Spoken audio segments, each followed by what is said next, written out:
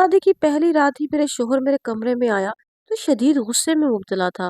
میں دل ہی دل میں کہنے لگی، یا اللہ خیر، یہ اتنے غصے میں کیوں ہے؟ تبھی میرا شوہر میرے پاس آیا اور مجھے کہنے لگا کہ اگر اس گھر میں رہنا ہے تو کبھی بھی غلطی سے میرے کاموں میں ٹانگ مت اڑانا، اور اگر بھی کوشش بھی کی تو میں طلاق دے کر یہاں سے چلتا کروں گا، کیونکہ مجھے شوہروں کے معاملات میں بولنے والی بیویوں سے شدید خار ہے۔ اس کی باتیں سن کر میں حیران اور پریشان رہ گئی۔ کوئی اپنی نئی نویلی دلہن سے اس طرح کی باتیں کرتا ہے؟ لیکن اس وقت اپنے شوہر کو غصے میں دیکھ کر میں صرف ہاں میں سر ہلا گئی، اور میرا شوہر وہاں سے اٹھ کر کمرے میں موجود الماری سے ایک گٹڑی نکال کر واپس لے آیا اور کمرے میں موجود ایک چھوٹے سے دروازے میں داخل ہو گیا۔ اندر سے مجھے وہ دروازہ بند ہونے کی آواز آئی۔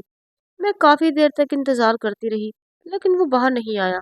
سارا دن بیٹھ بیٹھ کر میری حالت خراب ہو گئی تھی، کمر بری طرح سے اکڑ چکی تھی، لیکن اس کے باوجود میں انتظار کرنے لگی۔ مجھے انتظار کرتے کرتے 3.5 گھنٹے ہو گئے۔ اللہ اللہ کر کے 4 گھنٹوں کے بعد میرا شوہر دروازے سے آیا تو میں اسے دیکھ کر حیران رہ گئی۔ اس کے ہاتھ میں ایک کالا شاپر بندھا ہوا تھا، اور وہ اسی طرح ہاتھ پر شاپر لپیٹے باہر چلا گیا۔ میرے اندر تجسس ابھرا کہ جاتے ہوئے الماری میں سے گٹڑی نکال کر گیا تھا اور واپسی پر کالا شاپر لپیٹ کر آیا ہے۔ میں پوچھنا تو چاہ رہی تھی، لیکن میں پوچھ نہیں سکتی تھی۔ مجھے ڈر تھا کہ وہ مجھے طلاق ہی نہ دے دے، اسی وجہ سے میں خاموش رہی۔ میں نے اپنے شوہر سے کوئی سوال جواب نہیں کیے، لیکن اب میرے اندر تجسس پیدا ہو چکا تھا۔ مجھے جاننا تھا کہ آخر اندر کیا ہے۔ میرے گھر میں میرا شوہر، ساس، نند اور میں، ہم صرف 4 لوگ ہی تھے۔ میری ساس بھی کافی سخت خاتون تھی۔ میں نے یہ بھی دیکھا کہ میرے شوہر کی بھی میری ساس کے سامنے نہیں چلتی تھی۔ وہ جو بات کہہ دیتی وہ میرے شوہر کو ماننی ہی پڑتی تھی۔ اس گھر میں آتے ہی سب نے مجھے حیران اور پریشان کر دیا۔ کچھ دن گزرتے گئے، لیکن میں وجہ نہ جان پائی میرا شوہر اس کمرے میں جا کر 4 گھنٹے کیا کرتا ہے، کیونکہ مجھے کچھ سمجھ نہیں آ رہی تھی کہ میں کیسے چیک کروں اس خفیہ کمرے کو، کیونکہ میرا شوہر دروازے پر تالا لگا کر جاتا تھا، جس کی چابی ہر وقت اس کی جیب میں ہوتی۔ ایک دن بازار اور شاپنگ کرنے گئی تو واپسی پر آتے ہوئے میں نے موبائل والی دکان پر لکھا دیکھا کہ یہاں پر کیمرے بھی دستیاب ہیں، تو میرے دماغ میں فوراً سے ایک ترکیب آئی، کیوں نہ میں اپنے شوہر کے کمرے میں کیمرہ لگا دوں، اور پھر جب وہ اندر داخل ہوا تو مجھے پتہ چل جائے گا کہ اندر کیا ہے۔ لیکن پھر وہی مسئلہ، کیمرہ اندر جا کر لگاؤں کیسے؟ اگر تالا توڑ کر لگایا تو میرے شوہر کو پتہ چل جائے گا۔ دکان والوں میں سے میں نے پوچھا کہ مجھے چھوٹے سے چھوٹا کیمرہ دکھاؤ جو نظر نہ آئے، تو انہوں نے مجھے ایک کیمرہ دکھایا اور کہا کہ یہ شرٹ کے بٹن میں بھی فکس ہو جائے گا۔ یہ سن کر میں بڑی خوش ہوئی۔ میں نے فوراً سے وہ کیمرہ خریدا، کیونکہ میں اپنے شوہر کی شرٹ پر بآسانی سے وہ کیمرہ لگا سکتی تھی۔ اس کے بعد میں گھر آ گئی۔ شام کو جب میرا شوہر گھر آیا تو میں نے اس کے سارے کپڑے نکال کر بیڈ پر پھیلا دیے۔ میں نے اس سے پوچھا کہ آج آپ کون سی شرٹ پہنیں گے، تو اس نے جواب دیا کوئی بھی پریس کر دو۔ میں اور زیادہ خوش ہو گئی۔ میں نے جلدی سے اس کی پریس کی ہوئی شرٹ کو اٹھایا اور آنکھ بچا کر وہاں پر کیمرہ چپکا دیا، اور ساتھ ہی اس کو آن کر کے اپنے موبائل سے کنیکٹ کر لیا، تاکہ اندر جو کچھ بھی ہو مجھے موبائل پر نظر آ جائے۔ اب مجھے انتظار تھا میرے شوہر کے اس کمرے میں جانے کا، اور میں سکون سے بیٹھ کر اس کا انتظار کرنے لگی۔ عشاء کے وقت وہ اٹھا اور اس کمرے میں چلا گیا۔ میں نے بھی فوراً سے پہلے ہی موبائل کھولا، لیکن میری بدقسمتی کہ تب وہاں میری نند آ گئی۔ وہ بہت اچھے مزاج کی مالک تھی، لیکن اس وقت وہ مجھے بہت بری لگ رہی تھی۔ میں چاہتی تھی کہ وہ میرے کمرے سے جلد از جلد چلی جائے، لیکن شاید وہ ارادہ کر کے آئی تھی میرا کام بگاڑنے کا۔ مجھے دل ہی دل میں اس پر شدید غصہ آنے لگا، لیکن میں نے بہت تحمل سے اس سے پوچھا کہ اسے مجھ سے کوئی کام ہے، تو کہنے لگی، جی مجھے آپ سے کام ہے، میرا موبائل خراب ہو گیا ہے، مجھے آپ اپنا موبائل دے دیں، میں نے اپنی اسائنمنٹ کمپلیٹ کرنی ہے۔ میرا دل کیا کہ اس وقت میرے پاس کوئی چیز پڑی ہو اور میں اٹھا کر اس کے سر پر دے ماروں۔ آج ہی اس کو موبائل کی ضرورت پڑنی تھی، لیکن میری مجبوری تھی کہ مجھے موبائل اس کو دینا پڑا، کیونکہ میرے موبائل کے ساتھ زیادہ کام نہ تھا۔ اگر میں نہ دیتی تو ہو سکتا ہے کہ وہ ناراض ہو جاتی۔ یہی سوچ کر میں نے اسے موبائل دینے کا ارادہ کر لیا۔ میں نے جلدی سے اپنا کیمرہ ڈسکنیکٹ کیا اور موبائل اس کے حوالے کر دیا۔ میرا یہ کام بھی نامکمل رہ گیا، لیکن اب مجھے اس بات کی تسلی تھی کہ میں جلد از جلد اس راز تک پہنچ جاؤں گی جو اس کمرے میں چھپا ہوا ہے۔ اگلے دن شام کے وقت میری نند اور اس کی کچھ دوستیں یونیورسٹی سے واپسی پر اس کے ساتھ ہمارے گھر آ گئی۔ وہ سب بہت ہنسمکھ تھی اور میرے کمرے میں ہی ڈیرا جما کر بیٹھی تھی۔ کافی وقت ہو گیا، وہ کمرے میں ہی بیٹھی رہی۔ میں نے کھانے پینے کا انتظام کیا، سب نے کافی ہلہ گلا کیا۔ کافی دنوں کے بعد مجھے بھی ان کے ساتھ کافی مزہ آیا۔ تبھی میرا شوہر اندر آیا۔ باقی سب دوستوں نے میرے شوہر کو سلام کیا، لیکن ایک لڑکی فاطمہ میرے شوہر کو دیکھتے ہی گھبرا گئی۔ میں نے اس کی گھبراہٹ کو نوٹ کیا۔ مجھے حیرت ہوئی کہ آخر یہ لڑکی اتنا کیوں گھبرا رہی ہے۔ میرے شوہر کمرے سے کچھ اپنی چیزیں اٹھانے کے لیے آئے تھے اور وہ 2 منٹ کے بعد چلے گئے، لیکن اس کے بعد فاطمہ نے ایک ہی رٹ لگائی کہ بس مجھے جانا ہے، دیر ہو رہی ہے، اور پھر وہ ہمارے گھر نہیں رکی بلکہ اپنی تمام دوستوں کو لے کر جلدی جلدی نکل گئی۔ میں سوچتی رہ گئی آخر فاطمہ اس قدر گھبراہٹ میں کیوں مبتلا تھی، لیکن مجھے اس بات کا جواب معلوم نہیں تھا۔ میرا دل چاہ رہا تھا کہ میں اس بات کا تذکرہ اپنے شوہر سے کروں، لیکن پھر ایک خوف میرے دل میں کنڈلی مار کر بیٹھا تھا، اور اسی خوف کی وجہ سے میں خاموش ہو گئی، کیونکہ میرے شوہر نے پہلے مجھے کہہ دیا تھا کہ میرے معاملات میں دخل اندازی مت کرنا، نہیں تو میں تمہیں چلتا کروں گا، اور میں کبھی بھی یہ نہیں چاہتی تھی کہ میرا گھر خراب ہو جائے، میرے والدین میری وجہ سے پریشان ہو۔ میری نند نے موبائل واپس کیا اور کہا کہ اس کا موبائل ٹھیک ہو گیا ہے۔ میں نے اسے جلدی جلدی موبائل لے لیا، اور اس کے جانے کے بعد میں نے فون پہلے سے ہی کیمرہ کنیکٹ کر لیا تھا، لیکن یہ دیکھ کر حیرت کا شدید جھٹکا لگا کہ کیمرے میں اندھیرے کے سوا اور کچھ نظر نہ آ رہا تھا، سب کچھ کالا کالا ہی دکھائی دے رہا تھا، اور میں سوچ میں پڑ گئی کہ ایسا کیسے ہو سکتا ہے۔ کافی سوچ و بچار کے بعد مجھے کچھ سمجھ نہ آیا، تھک کھا کر میں لیٹ گئی۔ میں پڑھی لکھی خاتون تھی، اس طرح گھر میں بیٹھ کر اپنا وقت نہیں گزار سکتی تھی۔ میں نے اپنے شوہر سے اجازت لی کہ مجھے نوکری کرنی ہے، تو اس نے مجھے کہا کہ میں نے تمہیں کب منع کیا ہے، تم جو مرضی آئے کرو۔ میں نے نوکری کے لیے اپلائی کر دیا تو مجھے بہت جلد نوکری مل گئی۔ اس کے بعد میں نے روزانہ آفس میں جانا شروع کر دیا۔ آفس میں میرے بہت اچھے دن گزر رہے تھے، لیکن کچھ دن کے بعد آفس والوں نے آفس میں ایک خواجہ سرا کو بھی نوکری پر رکھ لیا۔ میری ٹیبل کے ساتھ ہی اس کی ٹیبل تھی، اور وہ خواجہ سرا بھی کافی پڑھا لکھا تھا۔ میرا بہت دل کیا کہ میں اس سے بات چیت کروں اور اس کی زندگی کے متعلق جانوں، کیونکہ آج سے پہلے کبھی بھی میں ایسے لوگوں سے نہیں ملی تھی۔ آفس کے کچھ لوگ تو خواجہ سرا کی جانب تنفر کی نگاہوں سے دیکھ رہے تھے، لیکن کچھ اس کے ساتھ بہت خوش اخلاقی سے پیش آ رہے تھے، لیکن وہ سب کے ساتھ بہت مہذب انداز میں گفتگو کر رہا تھا۔ لنچ بریک ٹائم تھا، میں نے بھی اسے سلام دعا کی، اور اس طرح میرے روٹین میں یہی تھا، روزانہ آفس جانا، اس کے بعد گھر کا تھوڑا بہت کام کرنا۔ میں اس بات کو تو مکمل طور پر بھول گئی کہ مجھے کچھ رازوں کا پتہ لگانا تھا۔ ایک دن میں نے آفس میں دیکھا کہ وہ خواجہ سرا روتا ہوا مینیجر کے آفس سے باہر نکل رہا ہے۔ میں بہت پریشان ہوئی۔ میں نے اسے روک کر سوال کیا کہ آپ رو کیوں رہے ہیں؟ تو اس نے مجھے جواب دیا، اس کی زندگی میں دکھ ہی دکھ ہو تو اس نے صرف رونا ہی ہے، اور میری زندگی سوائے دکھوں کے کچھ نہیں، میں بھی رونے کے سوا کچھ نہیں کر سکتا۔ میں نے اس سے پوچھا، اچھا پھر بھی بتاؤ تو صحیح، ہوا کیا ہے؟ اس نے مجھے کہا کہ مجھے نوکری سے نکال دیا گیا ہے۔ میں حیران ہو کر پوچھنے لگی کہ تم تو بہت اچھا کام کر رہے تھے، پھر تمہیں نوکری سے کیوں نکال دیا گیا؟ اس نے کہا کہ میری بدقسمتی مجھے کہیں بھی ٹکنے نہیں دیتی۔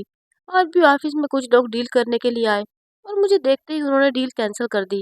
اس کی وجہ سے باس نے مجھے آفس سے نکال دیا۔ میں اس کی باتیں سن کر شدید طیش میں آ گئی۔ میں نے اس سے کہا کہ تم میرا انتظار کرو، میں بھی آتی ہوں۔ میں جھٹ سے پہلے باس کے آفس میں گئی، اور جاتے ہی باس کو اچھی خاصی سنا دی۔ میں نے اس سے کہا کہ آپ کو کام سے مطلب ہونا چاہیے، نہ کہ جن سے۔ اگر وہ یہاں اچھا کام کر رہے ہیں تو آپ کو کوئی حق نہیں بنتا آپ انہیں یہاں سے نکالیں۔ باس نے میری باتوں کے جواب میں جو کہا، اسے سن کر میرے پیروں تلے زمین نکل گئی۔ باس نے مجھے کہا کہ پہلے ہی سوالات اپنے شوہر سے جا کے کرے، جس نے اس کے ساتھ مجھ سے بھی برا کیا ہے، اور آپ کو نوکری پر بھی میں نے اسی لیے رکھا تھا کیونکہ آپ کے نام کے آگے کافی اچھے بزنس مین کا نام لکھا ہوا تھا۔ میں جب آفس سے واپس آئی تو خواجہ سرا وہاں سے جا چکا تھا، کیونکہ شاید وہ جانتا تھا اب اس کا دانا پانی یہاں سے ختم ہو چکا ہے، اور اسے کہیں اور ذلیل و خوار ہونا تھا۔ میں اس وقت خود کو بہت بے بس محسوس کر رہی تھی۔ میرا دل چاہ رہا تھا ابھی جاؤں اور شوہر سے سوال جواب کروں۔ میرے دل میں مختلف قسم کے سوال اٹھ رہے تھے۔ واپسی پر میرا ٹکراؤ میری بچپن کی دوست سے ہو گیا۔ اس سے مل کر میں بہت زیادہ خوش ہوئی، اور اسے ساتھ لے کر میں اپنے گھر آ گئی۔ ہم دونوں نے ڈھیروں باتیں کی۔ اسکول کے بعد پہلی بار ہم دوستیں ملی تھیں، اور ہم دونوں بے حد خوش تھیں۔ اس نے مجھ سے میری شادی شدہ زندگی کے بارے میں پوچھا تو میں نے ٹھنڈی آہ بھر کر تمام باتیں اسے بتا دی، جسے سن کر وہ بہت پریشان ہو گئی۔ مجھے کہا کہ تم اپنی ساری زندگی ایسے کیسے گزار لو گی؟ وہ تمہارا شوہر ہے، وہ کیا کرتا ہے، کہاں جاتا ہے، یہ سب کچھ جاننا تمہارا حق ہے، اور تم اپنے حق سے کبھی دستبردار نہیں ہو سکتی۔ اس لیے تمام سوالات کے جوابات اس سے مانگو، اور شادی کوئی مذاق تھوڑی ہے۔ تم سوال کرو گی اور وہ تمہیں طلاق دے دے گا۔ اگر وہ تمہاری کسی بات کا کوئی جواب نہیں دیتا تو تمہیں اپنی ساس کو بتانا چاہیے، یا اس کے بارے میں اپنی ماں باپ سے بات چیت کرنی چاہیے۔ اس کی باتوں نے مجھے کافی حوصلہ دیا۔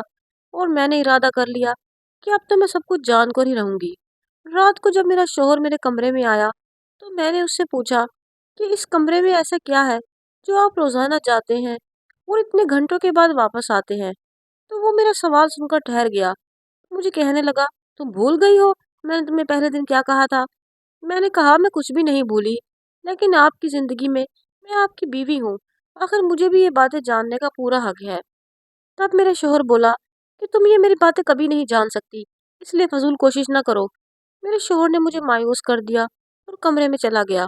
लेकिन एक बात ने मुझे ढारस बंधवाई कि उसने तलाक वगैरह की कोई बात नहीं की। उसके जाने के बाद मैं अपनी सास के कमरे में आ गई और तमाम बातें अपनी सास को बता दी कि किस तरह वो कमरे में जाता है और इतने घंटे लगाकर वापस आता है। तो मेरी तरह उन्हें भी हैरत का झटका लगा। उन्होंने मुझे कहा कि वो उसे ज़रूर पूछेंगी और उन्होंने मुझे तसल्ली दी कि सब अच्छा होगा। अगले दिन मैं अपनी सास के कमरे में जब उनको चाय देने के लिए गई तो अंदर से आती आवाज़ों ने मेरे कदम रोक लिए। मेरी सास मेरे शोहर से सवाल कर रही थी और वो खामोशी से बैठा था। मेरी सास ने मुझसे पूछा कि उस कमरे में ऐसा क्या है जो तुम वहां जाते हो और तुम्हारी बीवी को तुम पर शक हो गया है। तो उसने अपनी माँ को जो बातें बताई वो मुझे शदीद दुख में मुब्तला कर गई। उसने बताया कि उसके ऑफिस में ख्वाजा सरा नौकरी के लिए आया था और साथ में उसकी बहन भी थी। ख्वाजा सरा बहुत पढ़ा लिखा था और उसे नौकरी की अशद ज़रूरत थी। उसकी बहन ने बहुत मिन्नतें की कि ख्वाजा सरा को नौकरी पर रख लूं और मैंने ख्वाजा सरा को नौकरी पर रख लिया। मुझसे डील करने के लिए वहाँ एक बिजनेसमैन भी आया और उसकी नज़र ख्वाजा सरा की बहन पर पड़ गई। तो उसने मुझे कहा कि मुझे ये लड़की चाहिए। उस ख्वाजा सरा ने हमारी बातें सुन ली। हमने उसकी बहन के बारे में बात की है तो वो हमारे साथ लड़ पड़ा। मैंने बिजनेसमैन को भेजा और ख्वाजा सरा को भी सजा देने का सोचा। लेकिन 2-3 दिन के बाद मुझे पता चला कि उस बिजनेसमैन ने गुरु को पैसे देकर ख्वाजा सरा को अजियतनाक मौत से बदतर जिंदगी दी। और उसके बाद उसकी बहन मुझे मिली। उसने मुझे बहुत बद्दुआ दी और उस बद्दुआ के बाद एक पल भी मैं सुकून से नहीं रह सका। और ख्वाजा सरा की बात जानने के बाद मेरी रूह लरस गई और मेरे ज़मीर ने मुझे बहुत ज़्यादा मलामत किया कि मैंने उस मासूम के साथ बहुत बुरा किया था। और यही चीज़ मेरे दिल को एक पल के लिए चैन नहीं आने देती। इस बारे में मैंने अपने दोस्त से बात की तो वो मुझे एक आमिल बाबा के पास ले गया। आमिल बाबा ने मुझे कहा कि मुझे किसी खुफिया कमरे में बैठकर बहुत सारे खरगोश पालने हैं। मैं रोज़ाना उनके पास काफ़ी वक्त गुजारूं और उनकी खुराक का खास ख्याल रखा करूं। मेरे दिल को काफ़ी तसल्ली पहुंचेगी। और इसी वजह से मैंने अपने इस कमरे में खरगोश रखे हैं और मुझे वाकई उनके पास वक्त गुजार कर बहुत सुकून मिलता है। जिस रात मेरी शादी थी, जब मैं अपने खुफिया कमरे में गया तो मैंने देखा मेरा एक खरगोश शदीद बीमार है और उसके थोड़ी ही देर बाद वो मर गया। उस चीज़ ने मुझे बहुत दुख पहुंचाया। मैंने अपने हाथ पर काला शापर लपेटा और उस खरगोश को रखा ताकि मेरी बीवी को पता न चल सके और बाहर आकर उसको दफना दिया। और फिर बीवी को भी मैंने पहले इसलिए बावर करवाया था कि मुझे किसी सवालात के जवाब न देने पड़े। जब मैं अपने अपने शोहर की ये सारी बातें सुनी तो मैं लरस सी गई। दिल को सुकून पाने के लिए इंसान क्या कुछ करता है, ये मुझे आज पता चला। मुझे पुख्ता यकीन था कि फातिमा ही उस ख्वाजा सरा की बहन होगी जो मेरे शोहर को देखकर घबरा गई। मैंने अपनी नन से नंबर लेकर फातिमा से पूछा तो उसने मुझे कहा कि हाँ, आपके शोहर के दोस्त ने बहुत बड़ा गुनाह किया था। मैंने उससे माफ़ी मांगी और कहा कि अब नौकरी दिलवाने का काम मेरा है और मैं भी पुरसुकून हो गई। मेरी सास ने मेरे शोहर को समझाया कि तुम्हें तमाम बातें अपनी बीवी को बतानी चाहिए थी। तो तुम्हारी शरीकी हयात है और तुम्हें तमाम उम्र उसी के साथ गुजारनी है। उसके बाद जब मेरा शोहर कमरे में आया तो उसने तमाम वाकया मेरे गोश गुजार कर दिया। उसका मूड काफ़ी खुशगवार था। फिर मुझे वो खरगोश वाले कमरे में ले गया जहाँ उसने तरह तरह के खरगोश पाल रखे थे। फिर मेरे शोहर ने मुझे बताया कि जो मैंने उस पर कैमरा लगाया था उसको भी उसने जानबूझकर तोड़ा। मैं हैरान रह गई कि मेरे कैमरे वाली बात उसको पता चल चुकी थी। मैंने अपने शोहर को कहा कि नमाज कुरान में तो इससे भी ज़्यादा सुकून है। आप 5 वक्त की नमाजें पढ़ा करें, आपको बेहद सुकून मिलेगा। उसने मेरी बात मान ली। अब वो 5 वक्त की नमाज पढ़ने लगा और इसी वजह से उनका दिल सुकून की दौलत से माला माल है और हम अपनी ज़िंदगी में बहुत खुश हैं।